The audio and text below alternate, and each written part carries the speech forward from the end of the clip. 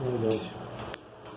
Debemos recordar que la médula ósea está considerada como el órgano mayor en el sistema hematopoyético y como está escrito en la diapositiva, en el adulto tiene un volumen que fluctúa de acuerdo obviamente a nuestra superficie corporal entre 1.600 a 3.000 mililitros. Y de esta cantidad solamente la tercera parte es funcional, es decir, produce células hematopoyéticas. ¿Dónde se ubica usualmente la médula ósea? En el intersticio de los huesos esponjosos y en las trabéculas de las cavidades medulares de los huesos largos. Por eso, el hueso que más se usa, al menos en este hospital, para realizar un aspirado de médula ósea es el esternón. Es un hueso plano que es accesible.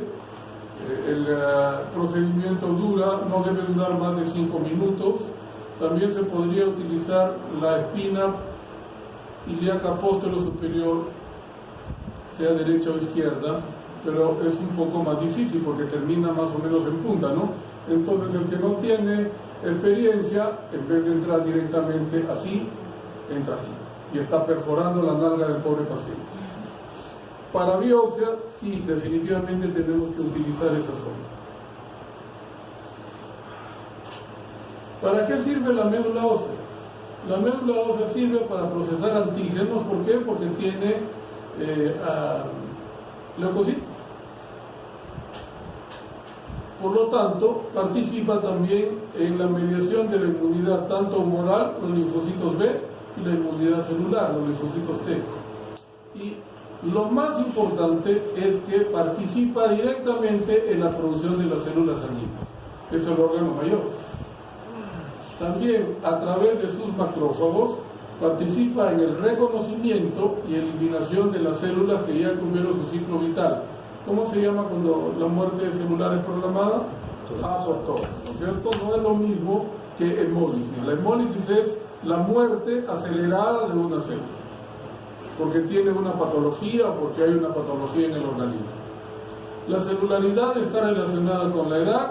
En el recién nacido, el 80% de la médula ósea es funcionante y solamente tienen un 20% de tejido graso o adiposo. Cuando la persona tiene más de 60 años, esa relación se ha invertido, como ya habíamos dicho en la clase inicial. Solamente un 20% podría ser un tejido funcionante y el 80% células grasas, pero habíamos dicho que si el anciano, la persona mayor, tiene un riñón que funciona adecuadamente y produce buena eritropoyetina, la médula ósea de la persona mayor, ante el estrés de la hipoxia, por lo tanto en anemia, se va a hiperplasiar temporalmente hasta que se supera el cuadro de anemia y vuelve nuevamente a su estado hipocelular. Esta es la composición de la médula ósea cuando hacemos un aspirado de médula ósea. La serie roja ocupa más o menos el 20% de la totalidad de las células. Entonces, en la médula ósea sucede lo contrario de lo que vemos en la sangre periférica. Tenemos más leucocitos que glóbulos rojos. En la sangre periférica es al revés. En la sangre tenemos millones de rojos y miles de leucocitos. Acá, por cada rojo, deben haber 3 blancos. Por eso la relación normal mielo-eritroides 3:1. Por cada rojo deben haber 3 leucocitos. La serie megacariocítica, que es la precursora de las plaquetas, representa el 10% de la celularidad. Las células plasmáticas que se van a encargar de la producción de las inmunoglobulinas representan máximo el 4%. Cuando hay más del 4% se llama plasmocitosis reactiva, y la plasmocitosis reactiva es hasta 10%. Por encima del 10% es un criterio de mieloma múltiple, que es una neoplasia hematológica. En este hospital es muy frecuente la plasmocitosis reactiva. ¿Por qué? Porque en este hospital predominan las patologías infecciosas y la célula plasmática, obviamente, ante el estrés de un cuadro infeccioso o inflamatorio, ¿qué hace? Secreta inmunoglobulinas. La serie linfoide debe representar máximo el 10% de linfocitos. ¿Por qué es importante recordar esto? Porque en la leucemia linfoide crónica el criterio es que haya más del 40% de linfocitos en la médula ósea para que sea un criterio mayor de una leucemia linfoide crónica. Los procedimientos o estudios que se realizan en la médula ósea son dos: el aspirado de médula ósea, o mal llamado mielograma, y la biopsia de médula ósea. ¿Para qué nos sirve el aspirado medular? Nos sirve para visualizar la morfología de la célula. Por ejemplo, si yo estoy sospechando de una leucemia o estoy sospechando de una anemia megaloblástica, entonces me dice cómo están las células, cómo están constituidas las células, y de una manera indirecta me informa sobre la celularidad. Pero básicamente es tomar una foto a lo que está sucediendo en ese momento en la médula ósea. El reporte de un aspirado de médula ósea, tal como lo hacemos acá, cuando la celularidad, de acuerdo a la edad, por eso se debe consignar en el informe la edad del paciente y el sexo, debe corresponder a 3 cruces como normal. La hemosiderina es el hierro de depósito fijo, que en la médula ósea debe estar homogéneamente repartido y se considera como normal 3 cruces. Cuando hay anemia ferropénica hay ausencia de la hemosiderina, por lo tanto debe haber 0. La relación entre la serie mieloide o blanca y la serie eritroide, como hemos dicho, es 3:1. Por cada rojo deben haber 3 blancos. Y obviamente se debe describir cada una de las series celulares. Siguiente. ¿Para qué nos sirve entonces el estudio de la médula ósea? Para la tipificación de las anemias carenciales. Ahora cada vez se usa menos porque desde el punto de vista serológico podemos dosar las vitaminas y el hierro, que es lo más frecuente. Pero entonces, cuando, a pesar de que tengo la alta sospecha que la persona tiene una anemia carencial, le debo hacer un mielograma o un aspirado de médula ósea? Cuando la anemia es severa, cuando la persona tiene menos de 8 de hemoglobina, se debe realizar un aspirado de médula ósea. ¿Por qué? Porque nosotros vemos que en nuestro país hay coexistencia de anemias carenciales con neoplasias, por ejemplo. Hay mielomas que tienen anemia ferropénica, o hay leucemias que tienen anemia megaloblástica. Entonces, para estar seguro que no hay un componente adicional al cuadro carencial, debo hacer un aspirado de médula ósea en las personas que tienen anemia severa. ¿Cuándo se considera que la anemia es severa? Cuando la persona tiene menos de 8 de hemoglobina. También para ver la morfología de las células que participan en las neoplasias hematológicas. Y me sirve también para estudiar por otros exámenes más sofisticados y ultrasensibles, como es el caso de la citometría de flujo, que es el diagnóstico o el examen por excelencia para estudiar las neoplasias hematológicas líquidas a través de los sedes o grupos de diferenciación.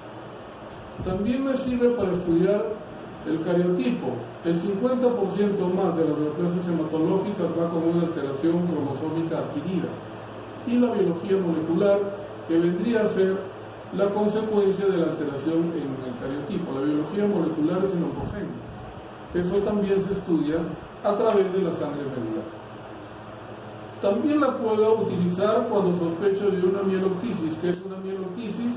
La invasión a la médula ósea de células que no le corresponden. Por ejemplo, un cáncer o un granuloma.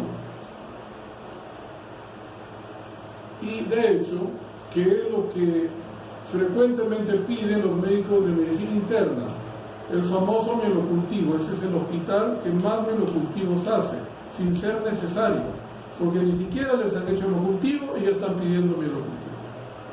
Y no es así, no debería ser así. Primero es el hemocultivo, después es el mielocultivo.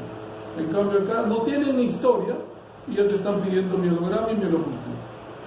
Y eso es una cuestión generalizada. Ya hemos hablado con los responsables, pero como ustedes se recomiendan. Los lugares, hemos dicho el esternón por ser un hueso plano, las espinas ilíacas posteriores. En los niños pequeños podría también realizarse en la espina tibial y en las crestas iliacas. La biopsia de médula ósea es el segundo examen que se puede practicar en ella y básicamente nos sirve para estudiar la celularidad. Por lo tanto, es el examen por excelencia para estudiar a la aplasia medular, porque en la aplasia medular yo debo estar seguro que la médula ósea es hipocelular. ¿Y quién me da ese informe? La biopsia de médula. Debo recordar que para que la muestra sea representativa debe tener por lo menos 1,5 centímetros de largo. Si tiene menos de 1 centímetro, la biopsia no sirve, porque me puede dar una falsa información. Cuanto más larga sea el cilindro de médula ósea que se obtiene, será mucho mejor. Y de una manera indirecta nos informa sobre la morfología celular, pero básicamente es para estudiar la celularidad de la médula ósea. Y también para estudiar a la mieloptisis, porque allí podría encontrar con mayor certeza o con mayor, frecuencia, la infiltración por células extrañas a ella. Entonces, ¿dónde voy a utilizar la biopsia de médula ósea? En la pancitopenia. La aplasia medular es la pancitopenia por excelencia. Una leucemia aguda te puede dar una pancitopenia. Pero, ¿cuál es la diferencia entre la pancitopenia de la aplasia medular y de la leucemia aguda? Que la pancitopenia de la aplasia medular no tiene ninguna visceromegalia. En cambio, la pancitopenia de la leucemia aguda tiene usualmente esplenomegalia o tiene adenopatía. El aplásico no debe tener ningún órgano agrandado, porque si no ya no es una aplasia medular.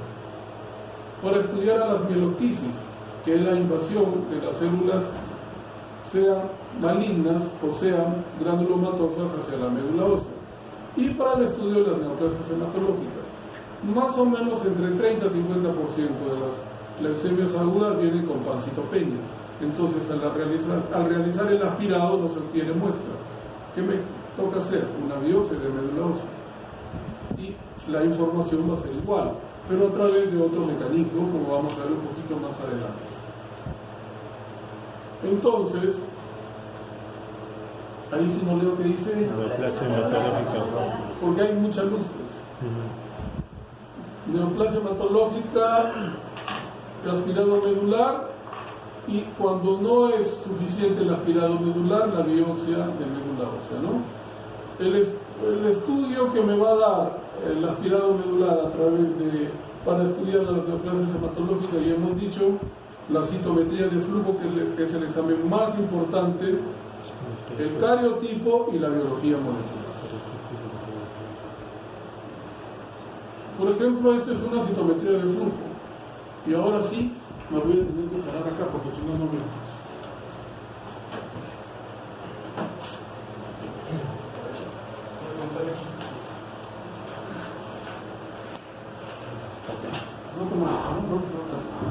Si no te doy un codazo y te escupo una ceja. Ya, entonces, esta es una citometría de flujo, que es el examen por excelencia para diagnosticar las leucemias agudas. Como ven ustedes, es del año 2011, por lo tanto, bastante antiguo. ¿Pero por qué lo traigo? Porque la persona que informa, que es un patólogo clínico entrenado para ello, es ordenado. Primero me consigna los datos generales y luego me da un resumen. Dice, fenotipo diagnóstico de la población anormal, 87%, ¿no? Bueno, ya pues por mi edad no veo bien. 81.7. Por lo tanto, cumple con el criterio de leucemia aguda, más del 20% de blasto. No hay duda que sea una leucemia aguda. Y más abajo hace una explicación mucho más clara, porque me dice proliferación clonal con fenotipo aberrante de estirpe linfoide B precursora.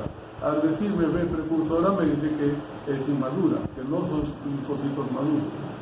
Y los marcadores monoclonales los agrupa en 3 columnas.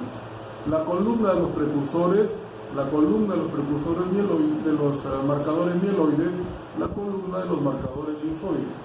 Entonces veamos, la tinción o el marcador monoclonal más importante es la mieloperoxidasa o MPO. ¿Y cómo está ahí? negativo, ¿no? Entonces, si en una leucemia aguda la mieloperoxidasa es negativo, me está negando que sea mieloide. La MPO es positiva en las leucemias mieloides agudas. Por lo tanto, me está negando que sea mieloide.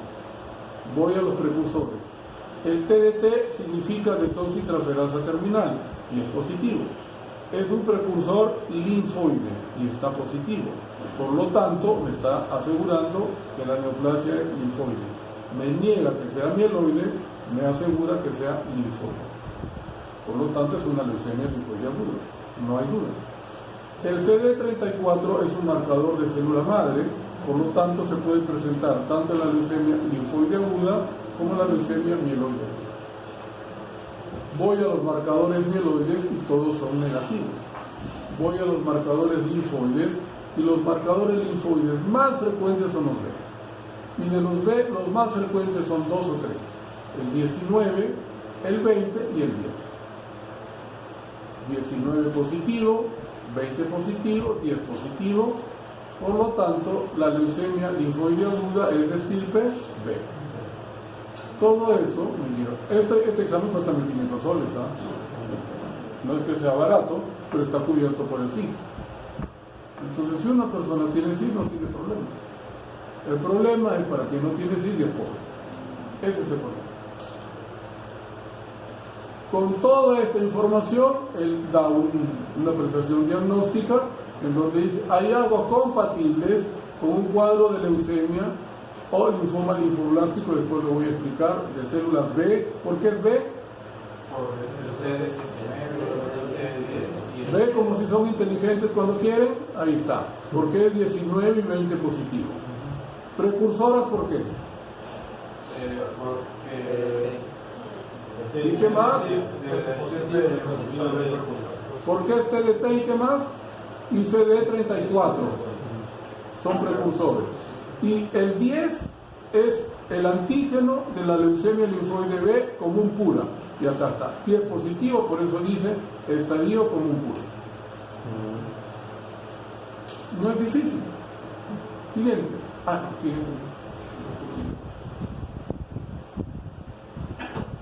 Esta es otra citometría de flujo, también de una mujer, porque este hospital que tradicionalmente era de varones, no es cierto, pues la mayoría de pacientes son mujeres, ¿no? Por eso es que hace algún tiempo tuvieron que quitar una sala de varones y poner una sala de mujeres.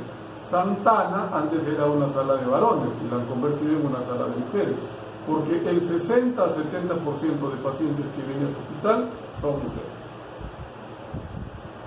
Creo que en todos los hospitales MINSA sucede lo mismo. Bueno, entonces vino esta señora, que era una mujer casada, con un cuadro de leucemia que era fácilmente reconocible.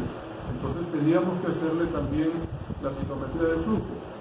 El que informa la citometría de flujo es el mismo médico que trabaja en el INEN, pero aquí lo hizo en su actividad privada. ¿Por qué?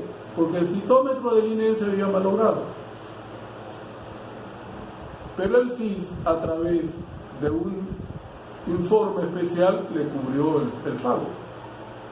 En esa época era así, ¿no? Ese es también del año 2012.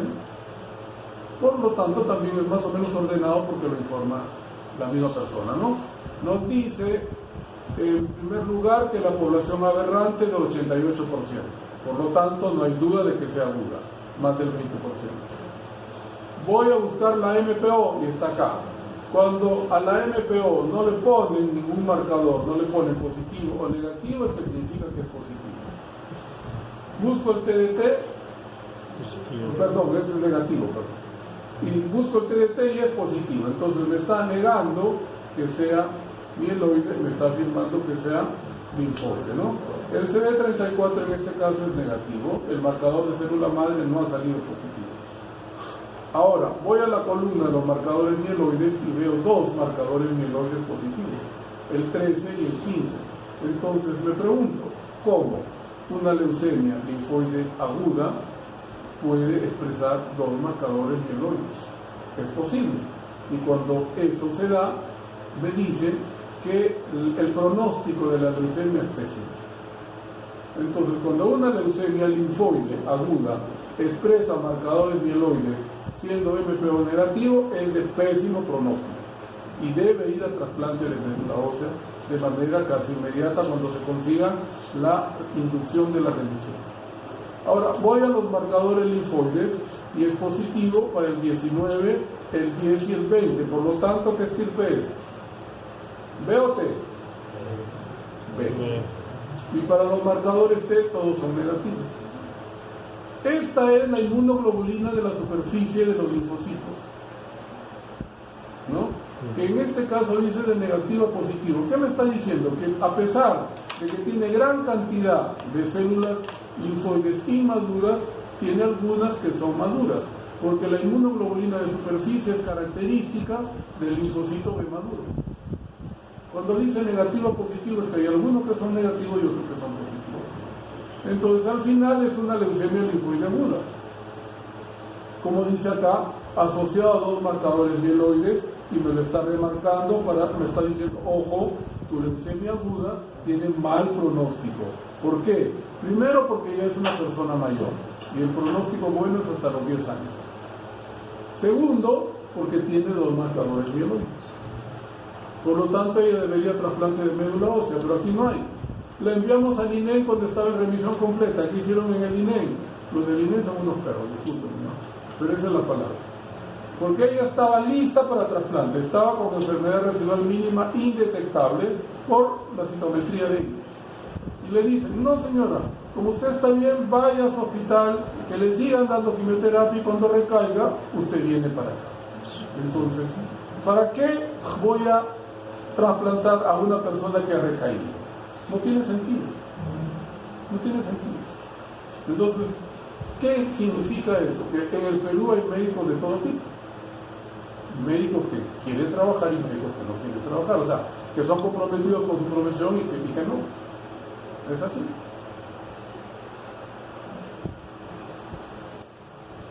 ¿Ya no avanza? Atrás, creo que implementar otro. Nada. ¿No? Peleado. Ya creo que entras en modo manual. Ahí está ya. Este es otro. Vean que casi todas nuestras pacientes son mujeres con más edad, en donde dice el fenotipo diagnóstico de la población anormal también es más del 20%, por lo tanto es una leucemia aguda. La proliferación clonal del fenotipo aberrante, estirpe mieloide inmadura, me dice ya que es una leucemia mieloide aguda. Ahora busquemos, el MPO dice de negativo a positivo, lo debo asumir como positivo. ¿Qué significa negativo a positivo? Que algunos blastos son tan inmaduros que no tienen la mieloperoxidasa y otros sí la tienen, pero al tenerla me dice que la estirpe es mieloide. Ahora voy al TDT, que es el precursor linfoide, y me está negando que sea linfoide. CD34 positivo me está diciendo que las células son muy inmaduras, porque es marcador de célula madre. Busco los marcadores mieloides y tiene un sinnúmero de marcadores mieloides. Busco los marcadores linfoides y son negativos. Por lo tanto, conclusión, dice, hay hallazgos compatibles con cuadro de una leucemia mieloide aguda, no promielocítica, bueno, sin componente monocítico, probablemente una M2, que es una de las leucemias mieloides agudas más frecuentes, ¿no? La leucemia mieloide 2 es la llamada leucemia mieloide con diferenciación, que tiene un pronóstico más o menos aceptable.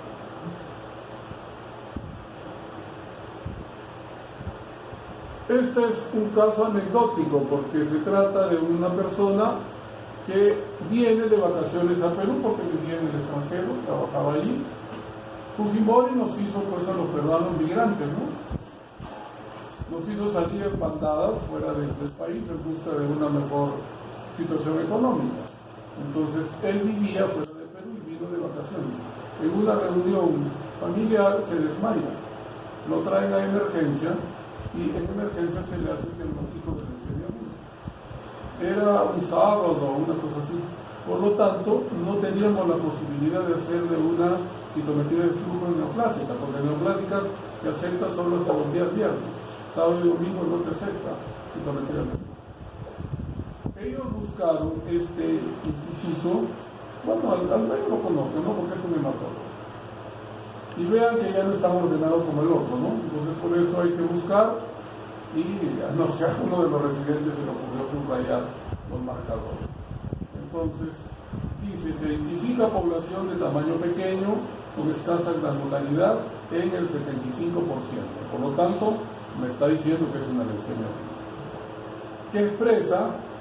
Busquemos el MPO positivo, ¿cierto? Y el TDT, por lo tanto, es una leucemia mixta. Es mieloide y linfoide a la vez, que se da en casos muy raros, pero es posible. ¿Y eso qué confiere? Pésimo pronóstico. Y dentro de la estirpe B, porque es TDT positivo, es CD19 positivo y CD10 positivo. Por lo tanto, ¿qué linfoide es? ¿B o T? B. Y acá dice, leucemia aguda de fenotipo mixto, linfoide B, mieloide. Y me recomienda que busque la translocación 922, que es el llamado cromosoma Filadelfia. El cromosoma Filadelfia no es patognomónico de la leucemia mieloide crónica. También se puede encontrar la leucemia linfoide aguda. Y cuando está positivo es de pésimo pronóstico. Es un mal pronóstico. Felizmente, como él vivía en el extranjero, lo mejor que hizo fue irse al país donde vivía, porque ahí le van a trasplantar la médula. Ahí no hay ningún problema.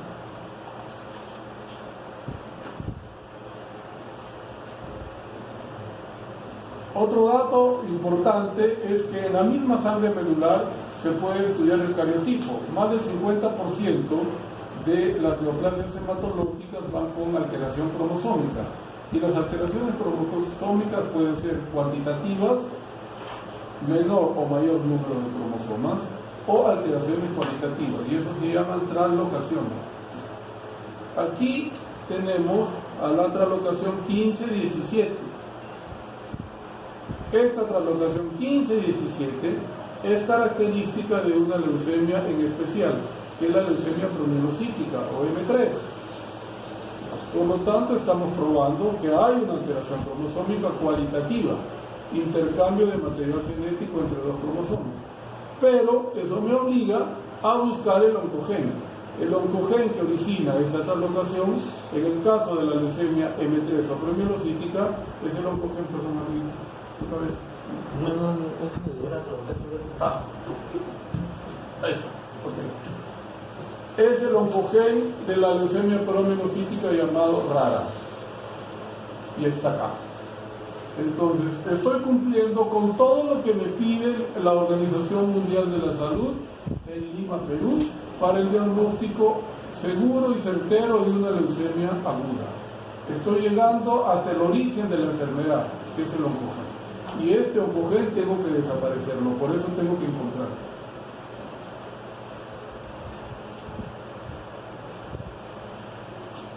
Esta es otra citometría de flujo de una persona mayor.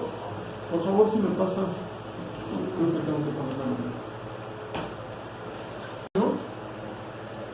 en el año 2007, cuando no había... Nosotros con Ollanta ha sido un mal presidente, ¿no? Como todos los que hemos tenido. Platero, como todos los que hemos tenido. Pero ¿cuál es el plus que dio Ollanta al Ministerio de Salud? Que formó o creó el Plan Esperanza. ¿Y en qué consiste el Plan Esperanza? Que incluyó a las 5 neoplasias más frecuentes del Perú dentro del paquete CIS. Entonces, a todos los que tienen esas 5 neoplasias les da todo gratis, hasta ahora. Y dentro de esas 5 neoplasias hay 2 hematológicas, las leucemias y los linfomas. Primero porque son frecuentes y segundo porque son de altísimo costo. Como en el Ministerio de Salud hay gente inepta que no se da cuenta, entonces ellos no diferencian una leucemia aguda de una crónica. Y a las crónicas también las incluyen en el Plan Esperanza, sin que sea necesario, pero mejor, ¿no? Porque así el paciente tiene un programa. Entonces, en esa época no había CIS. Este señor viene con 480,000 leucocitos. Ahí no dice, está en el programa. Al mirar la lámina periférica vimos que eran linfocitos maduros, por lo tanto era una leucemia linfoide crónica. Y le dije a la esposa, porque las esposas de la población que es, digamos, que tiene cierta cantidad de dinero, pero que no tiene una educación adecuada, que de eso hay bastante en Perú, la señora es la que manda en la casa, ¿no es cierto? La mujer es la que manda.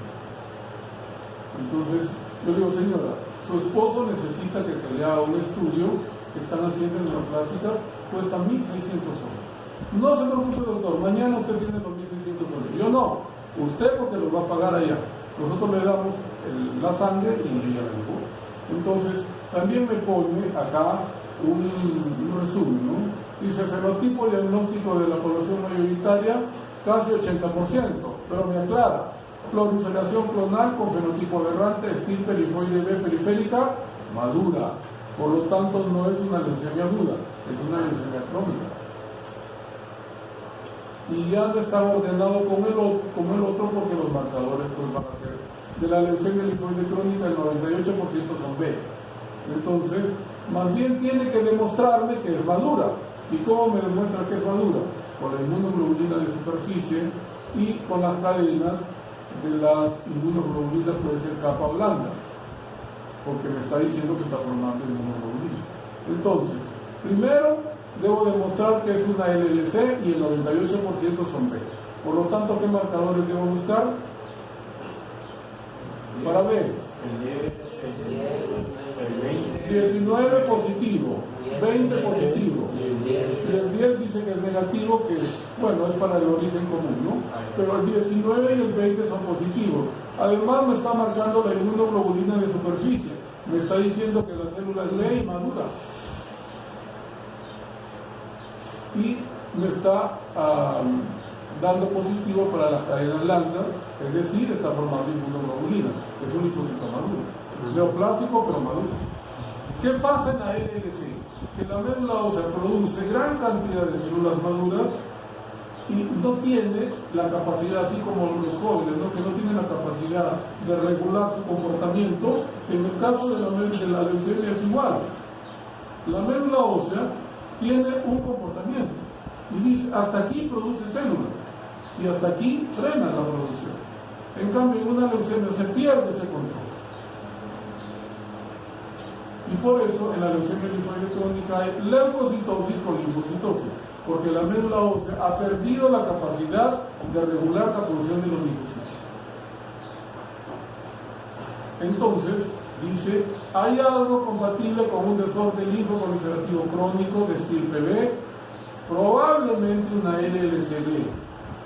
Y yo le digo, porque él es un amigo, es de mi promoción, ¿no? Le digo, oye Richard, ¿por qué pones que es probablemente LLCB atípica? Me dice, porque nunca nos había llegado un paciente con 460.000 leucocitos. Bueno, le digo, pero eso no es. Sí, él me dice, pero tengo que poner así. Era una LLC, le dimos tratamiento para LLC y él normaliza el hemograma. Tiene 8.000 leucocitos, hemoglobina normal, plaquetas normales y el diferencial normal. Obviamente, el problema es educativo y de idiosincrasia. Como se sintió mejor, dejó el tratamiento, reaparece después de 2 años con una neumonía, se interna en UCI y se muere. La gente es así. Y contra eso no se puede hacer nada. Entonces, en las neoplasias hematológicas se debe estudiar los cromosomas, ¿no? Y si nosotros somos flojos, como la mayoría, entonces decimos, si yo me quedo hasta aquí y no miro esta parte, digo, la persona tiene un cariotipo normal femenino, tiene 46 cromosomas y es XX, por lo tanto es una mujer. Pero si miro hacia la derecha, me está dando que ella tiene una alteración cromosómica cualitativa, que es la translocación 922, que es el cromosoma Filadelfia. El cromosoma Filadelfia es positivo en el 95% de las leucemias mieloelectrónicas. Y cuando es positivo, es de buen pronóstico, porque significa que la persona puede recibir el inhibidor de tirosina quinasa, que es el imatinib, y desaparece la leucemia, mientras tome la medicina. Como es una leucemia crónica, nunca se va a curar, pero nunca va a progresar aguda, mientras tome el imatinib. Si deja de tomar el imatinib, se puede transformar en aguda. A este cromosoma, otra locación 922, se le conoce como el nombre de cromosoma filadelfio.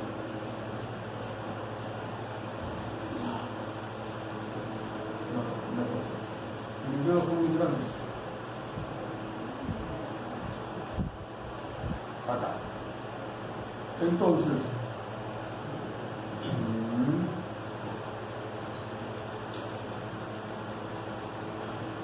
ayúdame por favor. La translocación 922 está expresada aquí, ¿no? Intercambio de material genético entre el cromosoma 22, que va al 9, y forma el cromosoma filadelfio. Siguiente. Tengo que probar al oncogen. El oncogen es el oncogen BCR-ABL, que es producto del intercambio de material genético entre el cromosoma 9 y 22. Y aquí lo encuentro positivo. Por lo tanto, estoy cumpliendo con lo que me pide la Organización Mundial de la Salud. Todo es posible hacerlo aquí, el problema es la plata.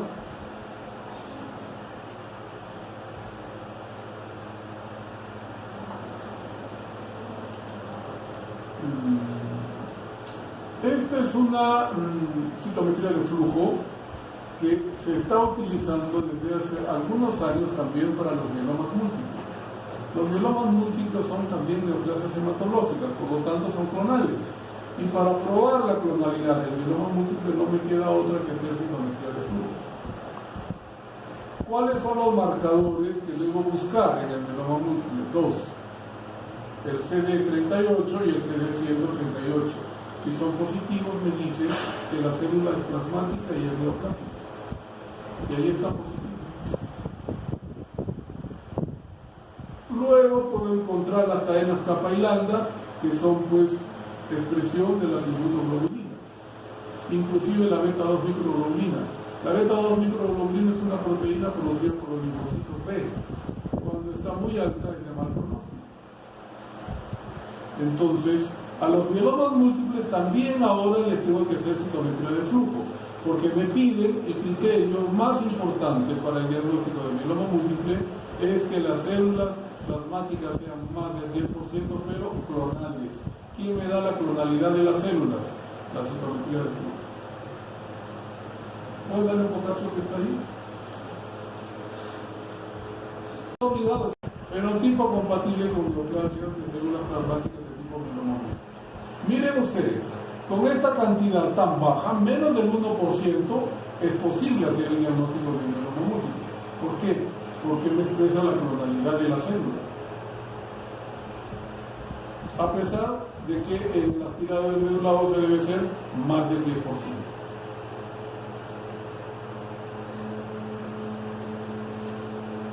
Y esta es una leucemia mieloide crónica cuando debuta en fase crónica, que debo encontrar pues que las células son maduras, ¿no?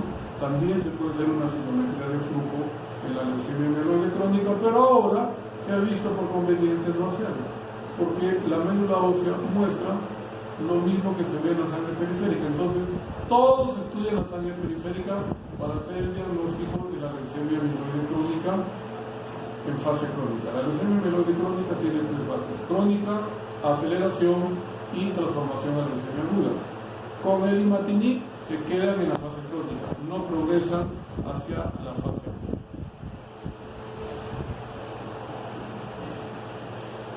Los linfomas, cuando toman la médula ósea, también pueden ser estudiados a través de la citometría de flujo. Y este es un linfoma no Hodgkin que está considerado como de grado de malignidad intermedio, pero a pesar de que no es sumamente agresivo, toma rápidamente la médula ósea. Y debo demostrar que es de estirpe B. ¿Y cómo demuestro con la estirpe B? Por los marcadores, ¿no? 19 y 20 que son positivos. Por lo tanto es B. Tiene también expresión para las inmunoglobulinas de superficie. Dice acá, fenotipo compatible con una neoplasia de células B maduras, sugestivo del linfoma del manto, pero me pide que haga una biopsia de médula ósea y que demuestre la positividad de este marcador, que es la ciclina D1, para confirmar el diagnóstico del linfoma del manto. Le hicimos la biopsia Y aquí está. Inmunohistoquímica. La inmunohistoquímica me da la misma información que la citometría de flujo, pero en una biopsia. Y aquí está. La ciclina de 1 está positiva, por lo tanto, es un linfoma de célula tumoral. Entonces, si uno sabe la teoría, es fácil, porque aplica lo que sabe y pide lo que se necesita para confirmar y tratar bien a los pacientes, porque estoy tratando la enfermedad que tiene. Ese es el mensaje de esta clase. Este es otro caso de una señora que viene con leucocitosis y linfocitosis. Entonces la sospecha era de una leucemia linfoide crónica. Como es enfermera, que no trabajaba acá, le dije, señora, en vez de estar aspirando y todo lo demás, como usted tiene 20.000 leucocitos, vaya al INEI con esta nota, se hace la citometría de flujo, como ella asegurada, tuvo que pagar, y no importa, yo quiero pagar. Y le encuentran pues una leucemia, pero que no es leucemia linfoide crónica.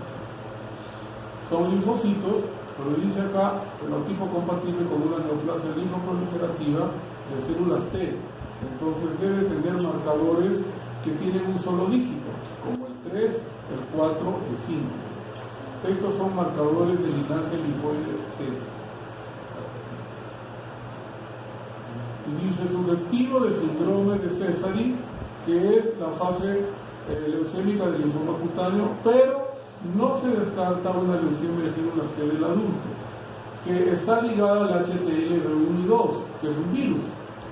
Entonces, yo le pedí el virus y salió positivo. Entonces, ella tenía un linfoma leucemia T del adulto. Ahora vino la pregunta que a mí me puso en un compromiso, porque me dice, doctor, ¿cómo tuve yo este virus? Yo solamente me he casado con un señor, no tengo relaciones, nunca he tenido relaciones con otra persona que no sea mi esposo. Le digo, señora, discúlpeme, pero vivimos en el Perú. ¿De dónde es usted? Felizmente que era de Ayacucho, porque si no me ponía el problema. Le digo, en Ayacucho, igual que todo el trapecio andino y en la selva, las personas tienen prevalentemente el HTLV1 y 2. Por eso, cuando ellos vienen a Lima y tienen el DNI de esa zona, no les permiten donar sangre, porque pueden ser portadores de este virus. Me dice, entonces, lo más probable, le digo, es que usted lo haya heredado por vía vertical, de su madre a usted, a través de la placenta. Me dice, ¿hay otra forma de infección? Sí. La otra es que reciba sangre. Nunca he recibido transfusiones de sangre. ¿Hay otra forma? Sí, le digo, que haya sido por contagio sexual. Me dice, bueno, yo solamente he tenido relaciones con mi esposo. Pero era entrar en problemas con el marido, porque yo ni lo conozco, ¿no? Entonces digo, señora, lo más probable es que haya sido vertical por su madre, ¿no? Y con eso se quedó más tranquila. Como ella es asegurada, se fue al seguro y le tratan pues el HTLV1 y el linfoma de leucemia del adulto, que no se cura. Por eso, cuando se van a meter con alguien, busquen primero con quién se meten. Esto ya no es médula ósea, ¿no? Es lo que vemos cuando sospechamos de un mieloma múltiple y pedimos un proteinograma electroforético en el suero. Y esto es lo que usualmente vamos a encontrar. Acá está la albúmina, alfa 1, alfa 2, beta 1, beta 2 y gamma. La mayoría de mielomas son IgG. ¿Por qué? Porque la IgG es la inmunoglobulina que más producimos. Y la mayoría de mielomas van a tener el pico monoclonal en la región gamma de las inmunoglobulinas. Por lo tanto, este está en gamma, debe ser un mieloma IgG. Este es un oncogen. Este es el oncogen de los síndromes mieloproliferativos crónicos diferentes a la leucemia mieloide crónica. ¿Cuál era el oncogen de la leucemia mieloide crónica?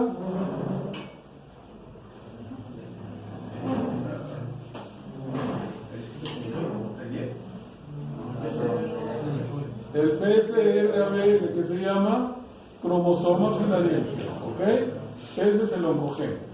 En los otros mieloproliferativos crónicos, que son policitemia vera, trombocitosis esencial y mielofibrosis, El oncogen se llama YAC2. ¿Qué significa YAC2? Llanusinasa 2. Nosotros tenemos una enzima que es la llanusinasa. ¿Qué hace la llanusinasa? Regula en la médula ósea la producción de las células hematológicas diferentes a los leucocitos. Por lo tanto, a los rojos, a las plaquetas y a los fibroblastos. ¿Qué hacen los fibroblastos?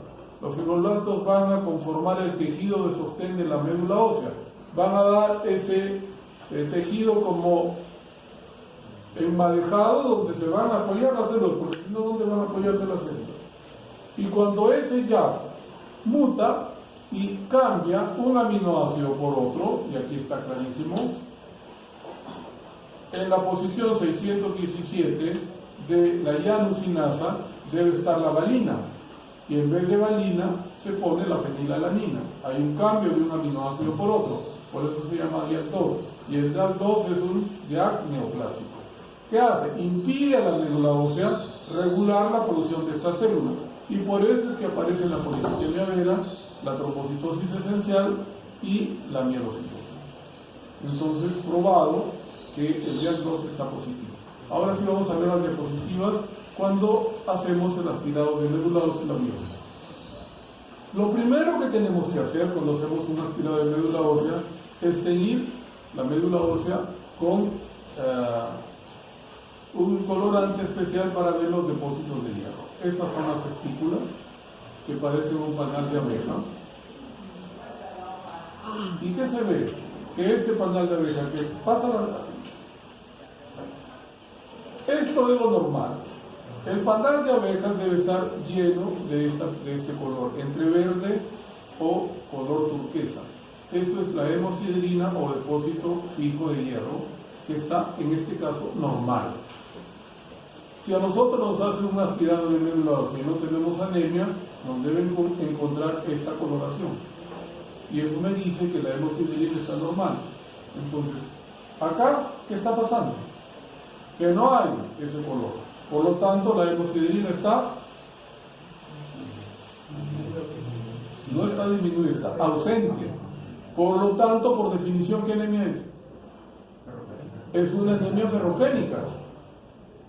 Eso es lo que tengo que probar. La anemia ferropénica es la ausencia de los depósitos de hierro.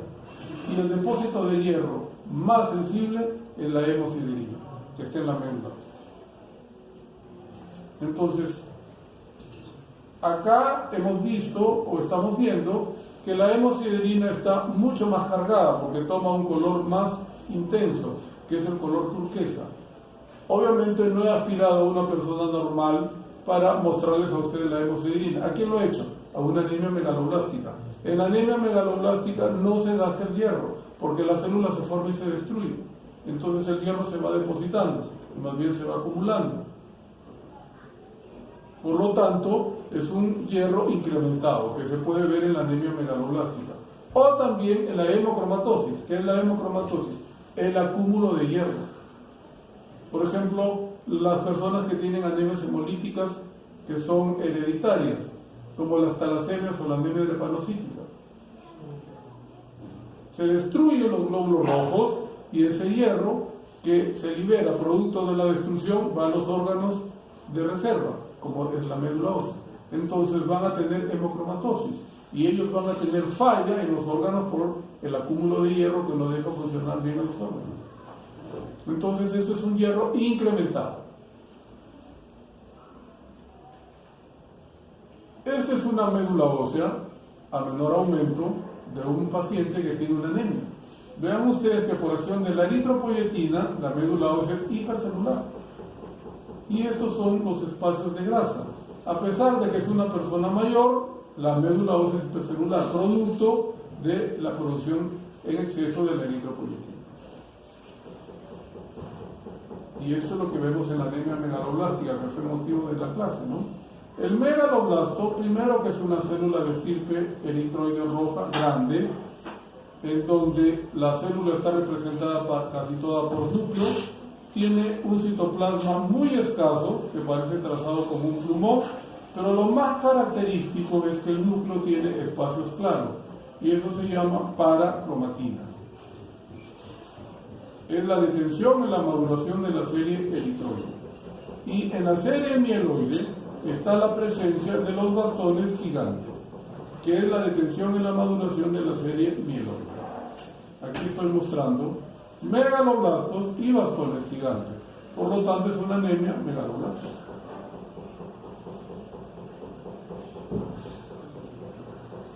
Eso es lo que hacíamos antiguamente cuando estábamos en el laboratorio para hacer la tinción de mieloperoxidasa. La mieloperoxidasa se puede hacer de manera artesanal, pero luego nos quitaron los reactivos porque había uno que era carcinogénico. Entonces ya no nos permiten hacer esto.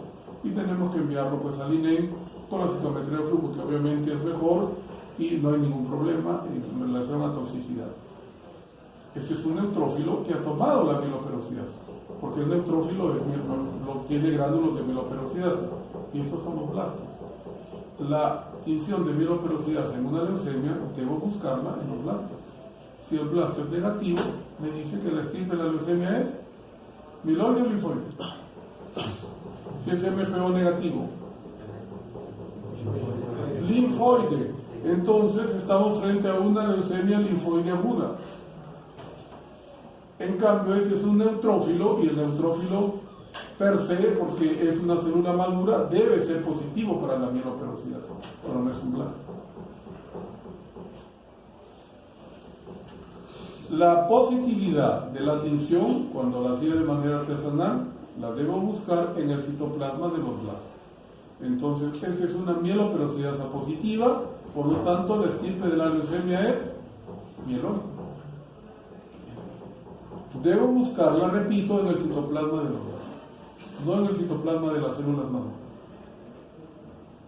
Ahora vamos a repasar a las leucemias linfoides y mieloides agudas. La leucemia linfoide aguda, desde el punto de vista morfológico, fue clasificada en 1976 por el Grupo Francés-Americano-Británico, FAB, y clasificó a los blastos en tres tipos. El blasto L1 es el blasto de la leucemia linfoide aguda del niño. Se parece mucho al linfocito normal. La diferencia es que la cromatina es todavía laxa y tiene muy escaso citoplasma, pero para un ojo no entrenado puede pasar como un linfocito normal, no siendo normal. Ya este es un aspirado de médula ósea de un paciente nuestro, donde veo los tipos de blastos, ¿no? Blastos grandes, inclusive este es un blasto mieloide, pero la mayoría son blastos pequeños, como he mostrado en la diapositiva anterior, escaso citoplasma, con núcleo grande y con cromatina laxa, sin nucleolo, que es la característica del L1. El L1 me puede hacer confundir con un linfocito maduro si es que no tengo el ojo entrenado. Entonces, este es una leucemia linfoide L1, que es la leucemia más frecuente en los niños menores de 10 años. Y es la que tiene excelente pronóstico.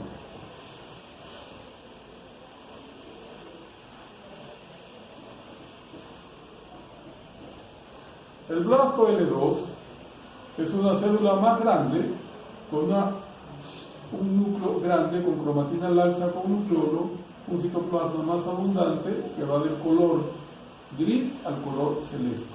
Este es el blasto de los adultos que son VIH negativos. Entonces el blasto L2 se presenta en la población adulta VIH negativa. No, lo mío, ¿qué pasa? El blasto L2 de un paciente nuestro, célula grande con cromatina laxa y escaso citoplasma. El blasto L3 es totalmente diferente, célula grande con un citoplasma intensamente azul, con un núcleo con cromatina laxa, con nucleolos prominentes, y lo más llamativo son la presencia de estas vacuolas que lo hacen único.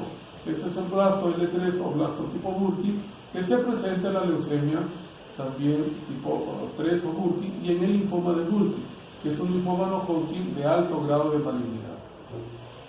Cuando debuta como linfoma, toma rápidamente la médula ósea y se convierte en una leucemia.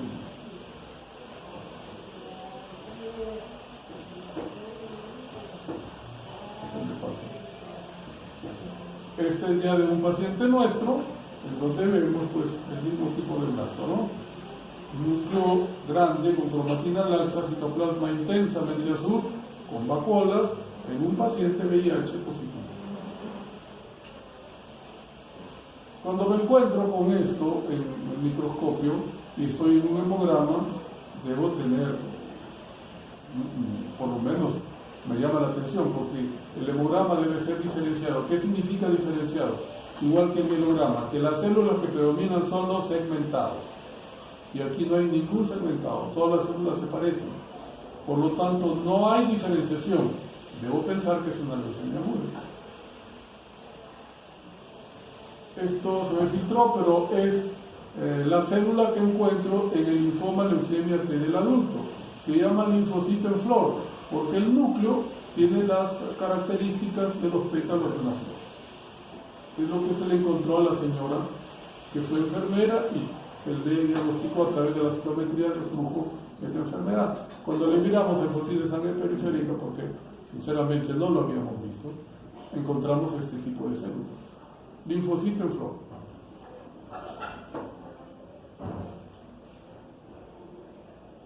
Leucemia mieloide aguda, mieloperoxidasa positiva.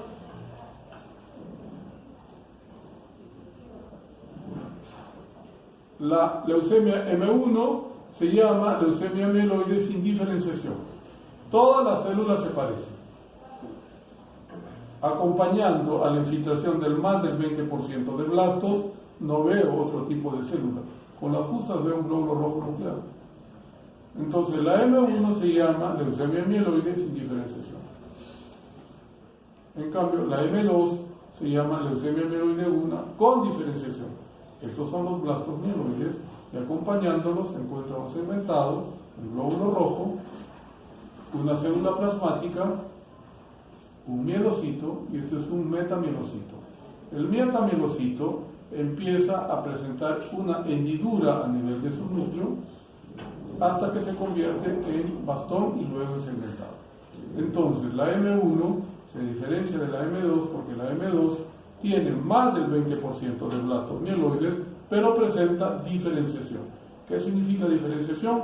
Que acompañando a los blastos encuentro otro tipo de células que no están presentes en la M1. Estas células muestran, si son blastos, muestran estas estructuras que pueden ser tan delgadas como esto que parece un vello y se llama cuerpo de Auer. El cuerpo de Auer es determinante, así no haya hecho ningún estudio y lo encuentro positivo, me dice que la estirpe de la leucemia aguda es mieloide. Entonces el cuerpo de Auer es determinante, si está positivo la leucemia es mieloide. ¿Y dónde lo encuentro? Sobre todo en la M2 y en la M3, que son las leucemias mieloides que más nos presentan. La leucemia M3 es la única leucemia aguda que no tiene más del 20% de blastos. Está comandada por los promielocitos, que en este caso son promielocitos neoplásicos. El promielocito es una célula grande con un núcleo todavía monolobulado, con cromatina laxa, con nucleolo prominente, pero lo más llamativo es la presencia de los gránulos que están en el citoplasma, que tienen gran cantidad de proteínas que al romperse se liberan y desencadenan coagulación intravascular diseminada, que es la causa más frecuente de muerte en el paciente que tiene una leucemia M3 o promielocítica antes de que entre en tratamiento. Y aquí estamos encontrando lo que se conoce con el nombre de hiposegmentado o pseudo-Keller-Hughes, que es una alteración en la maduración de los neutrófilos. Los neutrófilos tienen entre 3 a 5 lóbulos. El hiposegmentado tiene 2 lóbulos, y en este caso los 2 lóbulos son todavía muy patológicos porque están unidos por este pequeño o delgadísimo puente que en cualquier momento se rompe y los deja sueltos. Entonces, el pseudo-Keller-Hughes es un neutrófilo inmaduro que lo voy a encontrar en las leucemias mieloides agudas o en las mielodisplasias, que son preleucemias. La leucemia M4 es la leucemia mediada por mieloblastos y por monoblastos, 2 tipos de blastos. Morfológicamente el monoblasto lo reconozco porque presenta una hendidura a nivel de la membrana nuclear, como sucede acá. Otra M4, blastos mieloides y blastos monocíticos con hendidura. En cambio, la leucemia M5 es la leucemia monoblástica, en donde la mayoría de blastos presentan hendidura desde el punto de vista morfológico en su núcleo. Viene la leucemia de los glóbulos rojos o de los eritrocitos. El criterio es que de las 500 células con núcleo que voy a contar en la médula ósea, más del 50% debe ser de estirpe roja o eritroide. Y del resto, al menos el 20% deben ser blastos mieloides, M6 o eritroleucemia. Y esta es la M7 o leucemia de los megacariocitos. El megacarioplasto es una célula grande, con un núcleo muy grande y con una membrana que termina en penacho, que se parece a uno de nuestros seleccionados maleducados, ¿no? ¿A quién se parece? A cueva. Este es el blasto tipo cueva. Bueno, esa es la tinción que se llama de estearasa para determinar la estirpe dentro de la leucemia mieloides del componente monocítico. Entonces, esto será positivo en una M4 mielomonocítica o en una M5 que es la monoblástica.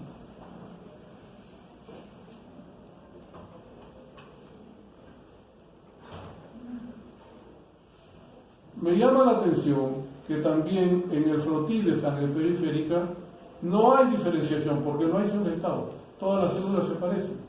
Todas son pequeñas, con la cromatina condensada y casi no tienen citoplasma. Son linfocitos neoplásicos.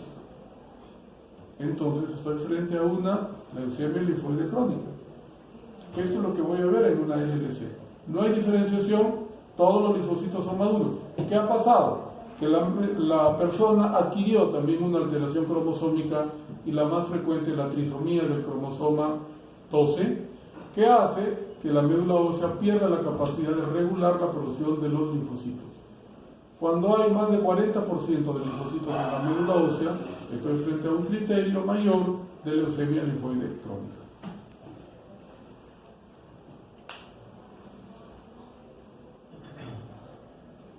Aquí se ve con mucho mejor detalle, con mejor visión, a los linfocitos que son maduros, que tienen cromatina condensada, no tienen nucleolo, son linfocitos, entre comillas, normales que han perdido la capacidad de regular su producción.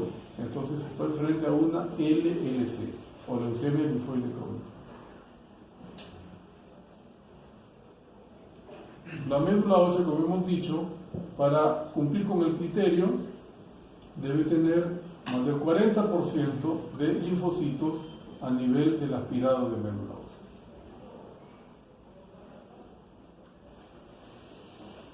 Esa es una variante de la LLC, que se llama la leucemia de células peludas. Viene con pancitopenia, esplenomegalia, y cuando hago el frotí de sangre periférica encuentro estos linfocitos cuya membrana tienen prolongaciones que imitan a los cabellos o a los vellos. También los debo encontrar en la médula ósea y por citometría de flujo tiene marcadores que son especiales. Es una variante de la LLC clásica. También es de estirpe B, pero paradójicamente viene con leucopenia. No viene con leucocitosis, que es lo clásico en la LLC. Si yo encuentro esta tinción gruesa y de color negro o amarillo en las células, estoy frente a una leucemia mieloide aguda, ¿no? Esta es la tinción de peroxidasa que hacíamos o que se hacía antes por inmunohistoquímica en un frotis de médula ósea, pero que ya se dejó de hacer porque tenía la benzidina, que es una sustancia carcinógena. Lo mismo acá, ¿no? Entonces, lo que trato de mostrar es la intensidad de la tonalidad o del color en relación a la tinción de la mieloperoxidasa en una leucemia mieloide. Esta es una leucemia mieloide crónica lo mismo que veo en la sangre periférica voy a ver en la médula ósea. Por eso ya no se estudia la médula ósea. Para hacer el diagnóstico de una leucemia mieloide crónica, simplemente lo hago con sangre periférica, ¿no? De la vena. Entonces veo toda la secuencia madurativa de la estirpe mieloide. Este es un mielocito, un juvenil que tiene forma de riñón, un bastón, y deben predominar siempre las células maduras que son los segmentados. Entonces estoy en la fase crónica de la leucemia mieloide crónica. Todas las neoplasias hematológicas tienen células que son bastante frágiles. Por lo tanto, con la lámina extensora puedo romper la célula y se llama célula rota esta, ¿no? Que la voy a ver en todas las neoplasias hematológicas. Pero cuando lo encuentro en la LLC se llama sombra de Gumprecht. Entonces, las células rotas solamente en la LLC se llama sombra de Gumprecht. LMC, mielocito juvenil, forma de riñón, el núcleo, bastón y segmentado. El objetivo es mostrar que en la leucemia mieloide crónica hay vasofilia. La vasofilia es rarísima. De los pacientes que ustedes han visto o que han visto hemogramas, ¿cuántos tienen vasofilia? Casi ninguno. A la doctora la disculpo porque como es mujer es ferropénica, por eso se queda dormida. Ahí. Una médula ósea con una infiltración por encima del 10% por células plasmáticas. Y estos son los plasmablastos. Plasmablastos a mayor aumento, célula grande, con un núcleo grande, con cromatina laxa, con nucleolo, y en este caso la inmunoglobulina está precipitando dentro del nucleolo, y eso se llama cuerpo de Duchenne. Cuando la inmunoglobulina precipita en el citoplasma se llama cuerpo de Russell. Lo puedo encontrar o no en el mieloma múltiple. Igual acá, células plasmáticas en diferente estadio madurativo, pero la mayoría son inmaduras. En cambio, estas serían células plasmáticas maduras. Citoplasma más o menos abundante, de intenso color azul, porque están formando inmunoglobulinas, el núcleo pequeño, redondo y rechazado hacia un extremo de la célula. En cambio, este es un plasmablasto, que es el blasto de las células plasmáticas.